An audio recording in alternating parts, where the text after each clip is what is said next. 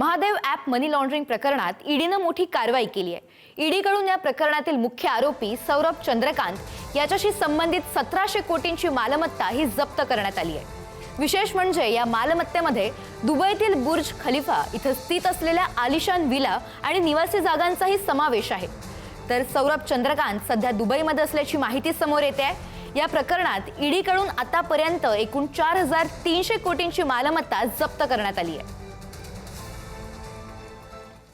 तर मुंबईतील मार्वे मनोरी फेरी सेवेशी संबंधित संस्थेकडून बनावट ETIM मशीन तसंच बनावट पासेसचा वापर करून प्रवाशांकडून पैसे उकळले जात असल्याचा गंभीर आरोप स्थानिक गावकऱ्यांनी केलाय। या प्रकरणाविरोधात गावकऱ्यांनी आंदोलनही पुकारलं असून संबंधितांवर तातडीनं कारवाई करण्याची आता मागणी करण्यात आली आहे। दरम्यान आमदार असलम शेख यांनी विधानसभेत हा मुद्दा उपस्थित केल्यानंतर गावकऱ्यांनी त्यांचे आभारही मानले आहेत।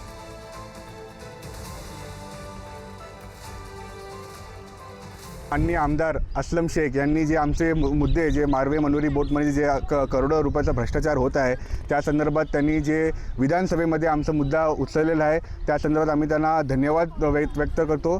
आणि आम्हाला अजून आश्चर्य वाटते की आजपर्यंत गोराई पोलीस स्टेशन महाराष्ट्र मॅरिटाईम बोर्डने अजून कुठलीच कारवाई याच्यावरती या संदर्भात काय केली नाही। आम्ही सर्व गावकऱ्यांना खूप अपेक्षा आहे की हे विधानसभामध्ये मुद्दा उचलल्याच्या नंतर याच्यावरती तत्काळ काय कारवाई होणार ना जनतेला न्याय भेटणार।